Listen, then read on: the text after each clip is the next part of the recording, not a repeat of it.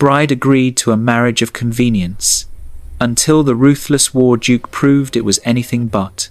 Have you ever agreed to something practical, something sensible, only to discover that your heart had other plans entirely? We're told that marriages built on duty are safer than those built on desire, that convenience protects us from disappointment. But what happens when the walls we build to protect ourselves become the very prisons that trap us? Lady Eleanor Hawthorne was about to learn that some cages are opened not with keys, but with courage. Hello, lovely. If you're enjoying this tale of wounded hearts and unexpected healing, I'd be so grateful for a like or subscribe. It helps me bring you more stories of love that transforms even the most guarded souls. And if you're up for it, tell me in the comments, have you ever built walls around your heart to keep from getting hurt? I read every note, and your stories always inspire me. 1. The letter arrived on a Tuesday morning, delivered with the same casual efficiency as the bailiff's notices that had preceded it. Lady Eleanor Hawthorne held the cream-coloured envelope in hands that had learned not to tremble, even when her world was collapsing around her. The Hawthorne Estate Library, once her sanctuary, now felt like a mausoleum. Books her grandfather had collected lined the walls, their spines cracked with age and use. Her father sat slumped in his chair by the cold fireplace, grey-faced and hollow-eyed. 6 months of gambling debts had reduced him to this shadow of the man who'd once carried her on his shoulders through these very halls. "What does it say?" her father asked, though his voice suggested he already knew. Eleanor broke the seal and read quickly. The Duke of Blackwell's solicitor wrote in precise, formal language that somehow made the proposal seem even more impersonal. Duke Sebastian Blackwell offers a marriage arrangement. In exchange for settling all Hawthorne debts and providing a generous annual income, he requires a wife to manage his household and estate. The arrangement would be one of mutual convenience, with no expectations beyond practical partnership. Her father looked up, hope flickering in his tired eyes. Blackwell? The war duke? Everyone knew of Duke Sebastian Blackwell, war hero, ruthless commander. The man who'd led the final campaign that had ended the Continental Wars. He'd returned to England 3 years ago, covered in medals and rumours, stories of his brutality in battle, his coldness towards subordinates, the way he'd continued fighting even after taking a sabre wound that should have killed him. They also whispered about his wife, the beautiful young woman he'd married before shipping out, who died in childbirth while he was still abroad, the stillborn child he'd never seen. He'd attended neither funeral, arriving home months later to closed coffins, and a grief he'd never acknowledged. "He's feared by half of London," Eleanor said quietly. "They say he's as cold as winter, and twice as cruel. He's also wealthy beyond measure, and titled." Her father stood, moving to the window that overlooked their overgrown gardens. "Eleanor, I have failed you, failed this family. If you refuse, I will understand. But we will lose everything. The estate, the title, the staff who have served us for generations, everything." Eleanor looked at her father's bent shoulders and felt the familiar weight of responsibility settle over her like a cloak. She was 26, plain-faced and practical, with none of the beauty or charm that drew suitors. She'd long ago accepted that marriage, if it came at all, would be a matter of duty rather than desire. At least this arrangement was honest about what it was. "I'll write to his solicitor," she said, "to accept." The wedding took place in the Duke's London townhouse chapel, a small, dark space that smelled of old incense and older grief. Eleanor wore her mother's pearls and a dress of pale blue that did nothing to brighten her plain features. The Duke stood at the altar in military dress, his dark uniform severe and perfectly fitted. He was taller than she'd expected, broad-shouldered despite the gauntness that hunger and hardship had carved into his features. His face was hard-planed and unsmiling, with a scar running from his left temple to his jaw. His eyes, when they met hers, were the colour of storm clouds grey and utterly unreadable. They spoke their vows in voices devoid of emotion. The vicar pronounced them married. The Duke did not kiss her, merely offered his arm to lead her from the chapel. "Your belongings have been sent ahead to Blackwell Manor," he said, as they climbed into his carriage. "We leave for the countryside immediately. I have business that cannot wait." Eleanor settled into the plush seat and studied her new husband. He sat with military precision, his posture perfect, despite the long scar she could see on his left hand, another wound from the wars. He stared out the window, his jaw set, his expression giving away nothing. "Your Grace," she began, then stopped. What did one say to a stranger who was now one's husband? "Sebastian," he corrected without looking at her. "We're married. You may use my name in private." "Sebastian," she repeated, tasting the intimacy of it. "I want to thank you for your generosity to my family." It wasn't generosity, it was a transaction. Now he did look at her, his grey eyes sharp and assessing. "I needed a wife to manage my household. You needed financial security. We both got what we required. There's no need for gratitude or sentiment." The words stung, though Eleanor couldn't say why. She'd agreed to this, knowing exactly what it was, a practical arrangement, nothing more. "I understand," she said quietly. "Do you?" He leaned forward slightly. "Let me be clear, Eleanor. I am not a kind man. I have no patience for emotional displays or feminine vapours. I expect efficiency, discretion, and competence. In return, you will have access to my fortune, the freedom to manage the household as you see fit, and the protection of my name. We will maintain separate chambers. We will be cordial in public. In private, we will live our own lives. Is that acceptable?" Eleanor met his cold gaze with her own steady one. Perfectly acceptable. Something flickered in his eyes, surprise, perhaps, or approval. Then it was gone, and he returned his attention to the window. They travelled in silence for the remaining 3 hours to Blackwell Manor. Eleanor used the time to study the man she'd married, to catalogue the tension in his shoulders, the way his left hand occasionally flexed as though remembering old pain, the careful control he maintained over every movement and expression. This was a man at war with himself, she realized. A man who'd locked everything soft and vulnerable so deep inside that he'd forgotten it existed. She wondered what had broken him, and she wondered, with a strange flutter in her chest, if broken things could ever be mended. 2. Blackwell Manor rose from the mist like something from a Gothic novel, all dark stone and narrow windows, surrounded by untamed gardens that had clearly been neglected for years. Eleanor stepped from the carriage and felt the weight of the place settle over her like a shroud. "It's not welcoming," Sebastian said, appearing at her elbow, "but it's secure and private. You'll have everything you need." The staff assembled in the entrance hall were as severe as the house itself. The butler, Weatherby, had served the Duke's family for 40 years and wore his disapproval of the hasty marriage like armour. Mrs. Cooper, the housekeeper, assessed Eleanor with sharp eyes that missed nothing. The other servants stood in rigid lines, their faces carefully blank. "This is the new Duchess," Sebastian announced. "She has full authority over household matters. You will treat her directives as you would my own." He turned to Eleanor. "Weatherby will show you to your chambers. I have estate business requiring attention." And just like that, he was gone, his footsteps echoing down the corridor, leaving Eleanor alone with a house full of strangers who clearly viewed her as an interloper.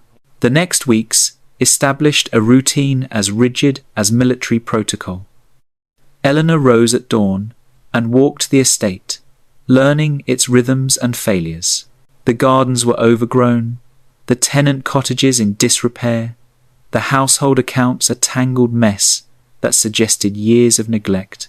Mrs. Cooper, after an initial period of bristling resistance, began to warm to Eleanor's practical approach. His Grace hasn't cared about the house since he returned from the wars, the housekeeper confided one afternoon as they sorted through moth-eaten linens. Everything reminds him of her, the first Duchess.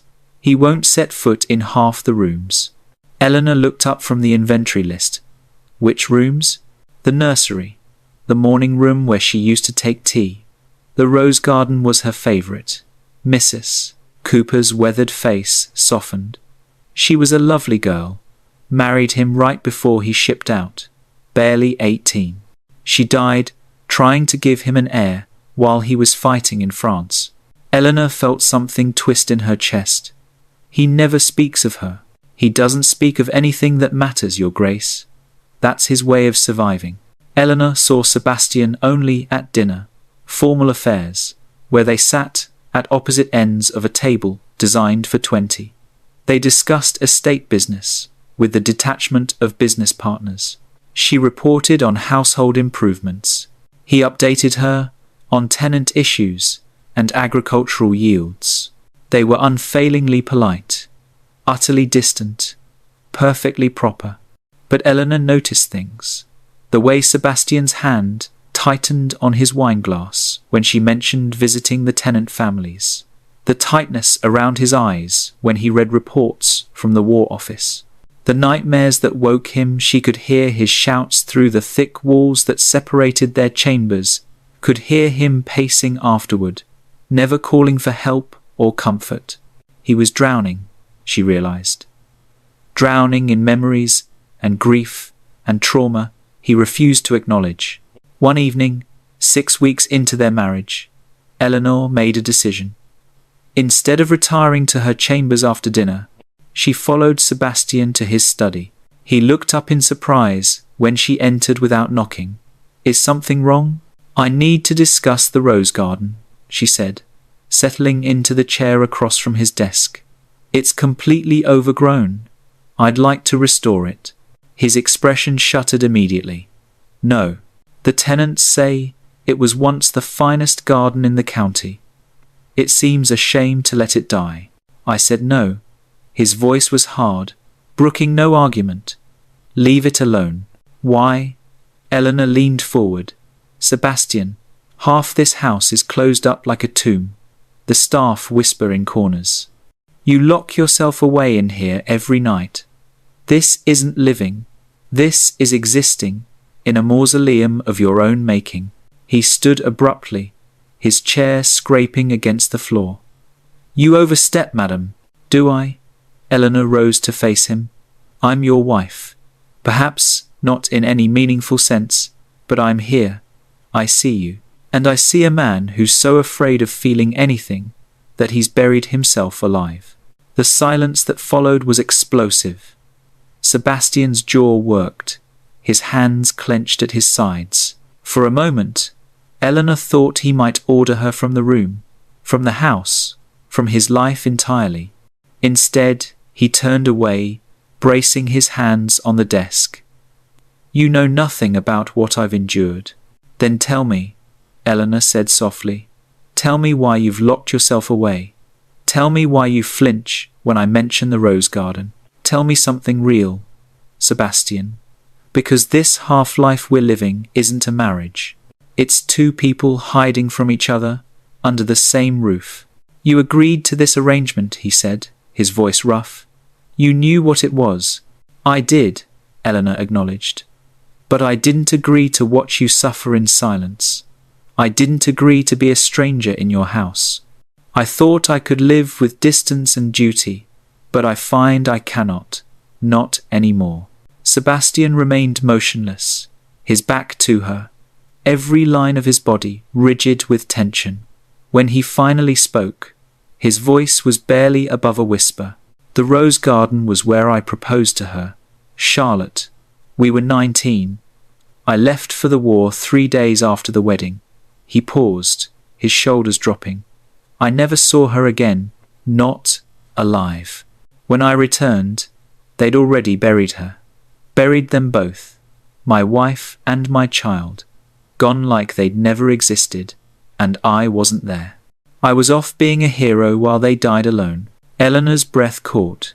Sebastian, don't. He straightened, but still didn't turn. Don't offer sympathy. I don't deserve it. I chose duty over her. I chose glory and honor over being there when she needed me. The rose garden, this house, all of it, it's the punishment I've earned. That's not true, isn't it? Now, he did turn, and the raw pain in his eyes nearly undid her. I've killed men, Eleanor, hundreds of them. I've given orders that sent soldiers to their deaths.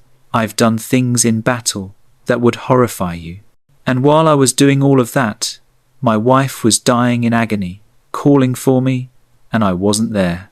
Eleanor moved toward him slowly, as one might approach a wounded animal. You were at war. You couldn't have known. I could have chosen differently, could have resigned my commission, could have put her first. His voice cracked. But I didn't, and now she's dead, and I'm still here, and I don't know how to live with that. They stood in the lamplight, this broken man and the woman who'd married him for money, and Eleanor felt something shift in her chest. This wasn't the cold, ruthless Duke society whispered about. This was a man destroyed by loss and guilt, punishing himself with isolation. She reached out and took his hand, the scarred one. He flinched but didn't pull away. I cannot absolve you, Eleanor said quietly. Only you can forgive yourself. But I can be here.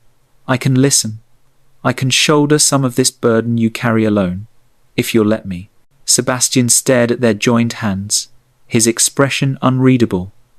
Then, slowly, his fingers curled around hers. It was the first real touch they'd shared. The first moment of genuine connection in their marriage of convenience. I don't know how, he whispered. Neither do I, Eleanor admitted. But perhaps we can learn together. 3. The night Sebastian told Eleanor about Charlotte marked a turning point, though neither of them acknowledged it directly. They began taking breakfast together, a small intimacy that somehow felt more significant than all their formal dinners. They walked the estate in the mornings, Sebastian pointing out drainage problems, and Eleanor suggesting improvements to the tenant cottages. They didn't speak of feelings or emotions, but they were no longer strangers. The local gentry, naturally, took notice. Lady Pemberton's autumn ball was the season's most anticipated event, and Eleanor's first real test as the Duchess of Blackwell. She dressed carefully in a gown of deep burgundy that Mrs. Cooper had commissioned, knowing she could never compete with the beauties who would be present, but determined to at least look the part. Sebastian was waiting for her at the bottom of the stairs, resplendent in formal black. His eyes widened slightly when he saw her. You look well, he said, offering his arm. You needn't flatter me, Eleanor replied, though pleasure warmed her chest. I know what I am. His hand covered hers on his arm. Do you? The ballroom at Pemberton House glittered with candlelight and jewels.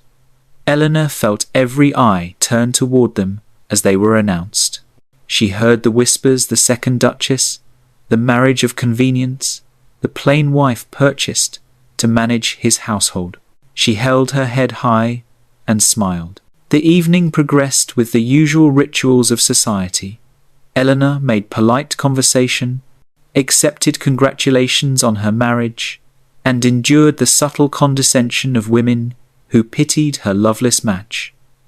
Sebastian remained at her side, his presence both comforting and confusing. Then Lord William Carrington appeared. Lady Eleanor, he said, bowing over her hand. Or, should I say, Your Grace, how wonderful to see you again. Eleanor's breath caught. William Carrington had courted her 3 years ago, before her father's gambling debts became public knowledge. He'd been charming and attentive, and Eleanor had been half in love with him until his family had made it clear that marriage to an impoverished baron's daughter was out of the question. "Lord Carrington," she managed, "how kind of you to remember me. I could never forget you." His smile was as charming as ever. "Your wit, your intelligence, I often regretted that circumstances prevented."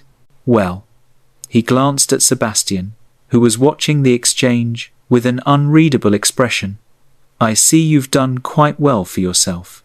"I have," Eleanor said firmly. "My husband has been most generous. A marriage of convenience. Though, is it not?" William's voice dropped to a conspiratorial whisper. "The Duke needed a household manager, and you needed financial security. Quite practical. But surely there must be times when you wonder what might have been. If things had been different." Eleanor felt Sebastian stiffen beside her. She opened her mouth to respond, but William continued. "The Assembly is holding a charity luncheon next week. Perhaps you might attend?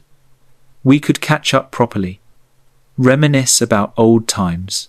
"I don't think," Eleanor began. "The Duchess's schedule is quite full," Sebastian interrupted, his voice like ice. "If you'll excuse us, Carrington." He steered Eleanor away before she could protest. They moved through the ballroom in tense silence until Sebastian led her onto the terrace, away from the curious eyes and gossiping mouths. "That was rude," Eleanor said, though her heart was racing. "He was flirting with you. He was being polite. He wants you." Sebastian's jaw was tight, his eyes stormy. "He sees you as some neglected wife, trapped in a loveless marriage, ripe for an affair." Eleanor stared at him. "You can't possibly care." "Can't I?" He moved closer, backing her against the stone balustrade. "You're my wife. In name only. You said so yourself." "I said a great many foolish things." His voice was rough, urgent. "Things I'm beginning to regret." Eleanor's pulse hammered. "What are you saying?" "I'm saying that watching him look at you made me want to call him out. I'm saying that the thought of you spending time with him, laughing with him, confiding in him." He broke off, his hands gripping the stone on either side of her. "It made me half mad with jealousy." "You don't get to be jealous," Eleanor whispered. "You don't get to keep me at arm's length for months and then suddenly object when another man shows me attention." "I know." His forehead dropped to hers. "I know, Eleanor, but I am jealous. I am possessive, and I cannot bear the thought of losing you to him." "You don't have me to lose." "Don't I?" His breath ghosted across her lips. "Then why does your pulse race when I'm near? Why do you watch me when you think I don't notice? Why did you push your way past my walls when it would have been easier to accept the distance?" Eleanor couldn't breathe. "Because you were suffering. Because I couldn't watch you drown. And why did that matter to you?" She met his eyes, those storm-grey eyes that had haunted her dreams. "I don't know." "I do." His hand came up to cup her face, gentle despite the intensity in his gaze. "It matters, because this stopped being a marriage of convenience the moment you walked into my study and demanded I tell you something real. It matters because we've been lying to ourselves, pretending we could live as strangers. It matters because I'm falling in love with you, Eleanor, and I don't know how to stop." The world tilted. "You can't love me." "You said." "I said I was a fool." He kissed her forehead, tender and reverent. "I said things to protect myself from feeling anything, but you wouldn't let me hide. You pushed and prodded and demanded I be human. And now here I am, terrified and furious, and completely undone by my practical, plain-spoken wife, who is neither plain nor merely practical." Tears burned Eleanor's eyes. You're saying this because of William, because you saw him and felt threatened. I'm saying this because I've been wanting to say it for weeks. Carrington simply forced my hand. Sebastian's thumb brushed away a tear that had escaped. I understand if you can't return my feelings. I understand this isn't what you signed up for. But I cannot pretend any more, Eleanor. I cannot continue this charade of indifference. Eleanor looked at this man who'd been so cold, so distant, now laying his heart bare, with shaking hands and desperate eyes. She thought of the past months, the slow thawing, the quiet mornings, the way he'd begun to smile at her dry observations, the way her heart had started to leap when she heard his footsteps in the hall. I don't want to return to indifference, she whispered. Hope flared in his eyes. What do you want? I want you to kiss me properly. I want to stop sleeping in separate chambers. I want to know everything about you, not just the parts you think are acceptable, but all of it. She gripped his coat. I want this to be a real marriage, Sebastian, with all the messiness and vulnerability and risk that entails. Even though I'm broken, especially because you're broken. Eleanor smiled through her tears. Because I'm broken too. And maybe broken things can heal each other. Sebastian kissed her then, not gently, but with desperate hunger, months of repressed longing pouring out in that single kiss. Eleanor kissed him back with equal fervour, her hands tangling in his hair, her body pressing against his. When they finally parted, both breathing hard, Sebastian rested his forehead against hers. Take me home, Eleanor whispered. To our home, to our bed. He did, for the change in their marriage was immediate and profound. Sebastian moved his belongings to Eleanor's chambers that very night, though they spent most of it simply holding each other, talking in the darkness about everything they'd been too afraid to say. He told her about the war, not the glory, but the horror, the men he'd lost, the decisions that still haunted him, the moment he'd taken the sabre wound that should have killed him and had been too angry to die. She told him about her father's decline, about the shame of poverty, about the years of feeling invisible and worthless, about agreeing to marry him because she'd believed she deserved nothing more than a practical arrangement. You deserve everything, Sebastian said fiercely, and I intend to spend the rest of my life proving that to you. The days that followed were a revelation. They were still practical, still managed the estate with efficiency, but now their partnership was laced with tenderness. Sebastian would drop kisses on Eleanor's head as he passed her desk. Eleanor would rest her hand on his shoulder as they reviewed accounts together. The staff noticed, of course. Mrs. Cooper beamed. Weatherby's disapproval softened into something approaching approval. The house itself seemed lighter, as though years of grief were finally lifting. But healing was not linear. One night, 3 weeks after the ball, Eleanor woke to find Sebastian's side of the bed empty. She found him in his study, staring at a miniature portrait of Charlotte, his face haunted. I thought I'd put her away, he said when Eleanor appeared in the doorway. Thought I'd moved past this. But then tonight I dreamed of her, of the day I left. She was crying, begging me not to go, and I went anyway. Eleanor moved to his side, looking at the painted face of the first Duchess. She was beautiful, young, with an innocent smile that suggested she'd never known real suffering. She's part of you, Eleanor said quietly. You don't have to erase her to love me. I feel like I'm betraying her, like loving you means forgetting her. Love isn't finite, Sebastian. You can grieve Charlotte and love me. Both things can be true.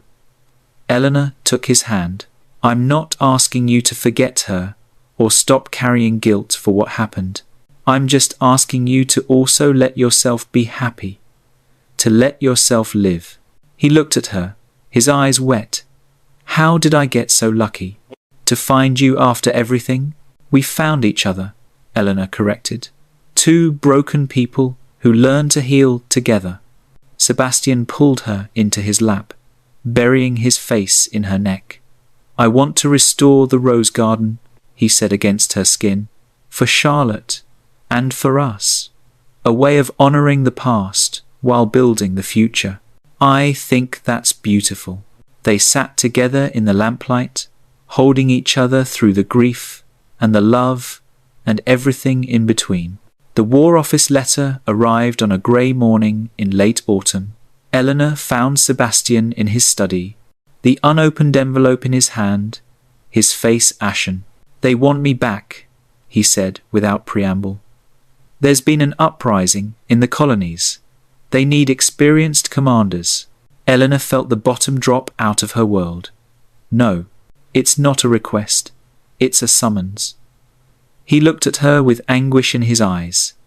I have to go. You don't. Eleanor moved to him, gripping his arms. You've given them enough. You've bled for them, nearly died for them. You don't owe them your life. It's my duty. Your duty is here, with me, with the life we're building. She could hear the desperation in her own voice. Please, Sebastian, don't leave me. Don't choose duty over us the way you chose it over Charlotte. He flinched as though she'd struck him. That's not fair. None of this is fair. Tears streamed down Eleanor's face. I found you. I fought for you.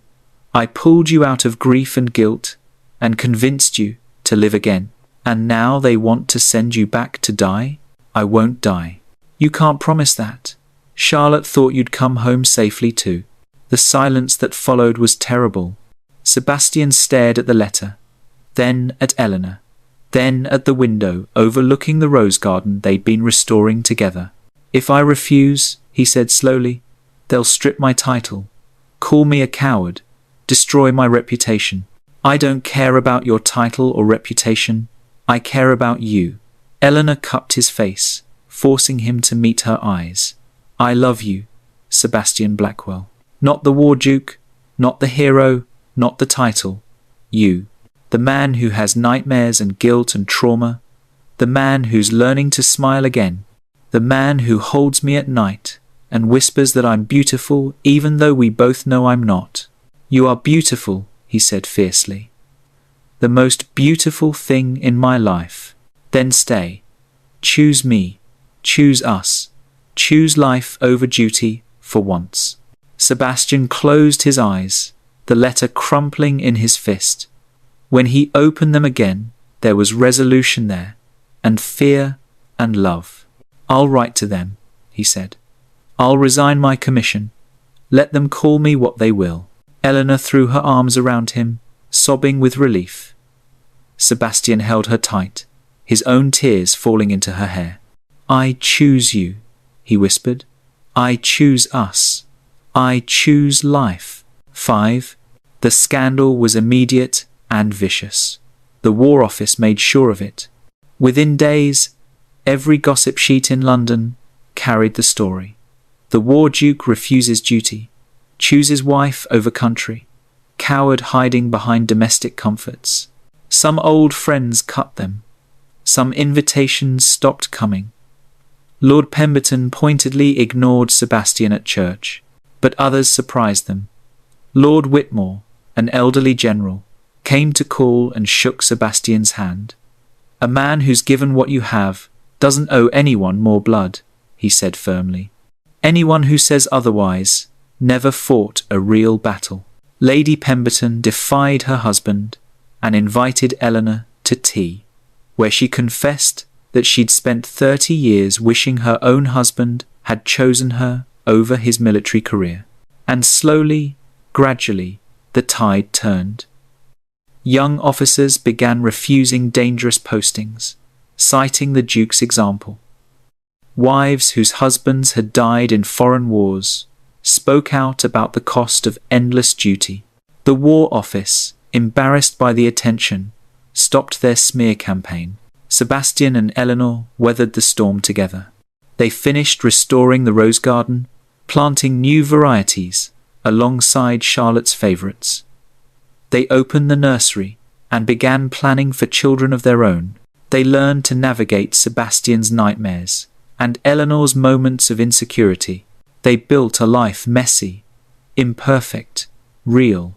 One evening, a year after Sebastian's resignation, they sat together in the rose garden, watching the sunset paint the sky in shades of gold and pink.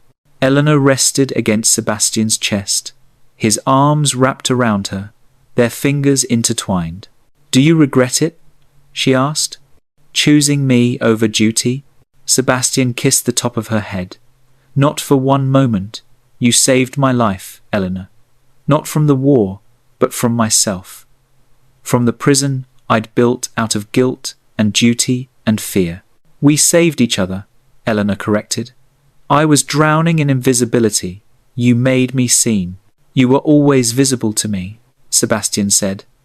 "From that first dinner, when you calmly discussed drainage systems and crop rotation like you were born to manage estates, I just didn't know how to tell you." Eleanor turned in his arms to face him. "I love you. Not the Duke, not the war hero, not the tortured widower. Just you, the man who still has nightmares, but lets me hold him through them. The man who cries at sunsets and laughs at my terrible jokes. The man who chose love over everything else." "I love you," Sebastian said. "My practical, brilliant, beautiful wife, who wouldn't let me hide from life, who fought for me when I couldn't fight for myself." They kissed as the sun set over the roses, Charlotte's and theirs, past and present, grief and joy, all tangled together in the garden they'd restored. Some marriages are built on passion that burns hot and fast.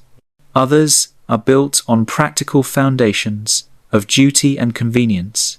But the strongest marriages, Eleanor had learned, were built on something deeper, on seeing each other, fully wounds and all, and choosing to heal together. She'd agreed to a marriage of convenience, a practical arrangement devoid of emotion, but Sebastian had proved it was anything but. He'd proved that the deepest love often grows not from instant attraction, but from patience and vulnerability and courage. 10 years later, they would sit in this same garden with their 3 children playing at their feet, and Eleanor would marvel at how far they'd come, from strangers who'd married for duty to partners who chose each other every single day. But tonight, on this perfect autumn evening, with roses blooming around them, they simply held each other and watched the stars emerge. "Thank you," Sebastian whispered. "For what?" "For not giving up on me, for pushing past my walls, for loving me when I couldn't love myself." Eleanor smiled against his chest. "Thank you for letting me, for choosing to live, for proving that even the most practical arrangements can become the greatest love stories." "To us," Sebastian said softly. "To us," Eleanor echoed, "and to choosing love over convenience every single time." They sat in the garden until full, dark, wrapped in each other, and the life they'd built together, a life born not from convenience, but from courage, healing, and a love that had learned to bloom even in the darkest soil. The end. Thank you for joining Sebastian and Eleanor's journey from convenience to profound connection. If this story touched your heart, please like and subscribe for more tales of healing, second chances, and love that transforms. Tell me in the comments, do you believe broken people can heal each other? Have you ever built walls to protect yourself only to find they became your prison? I'd love to hear your thoughts.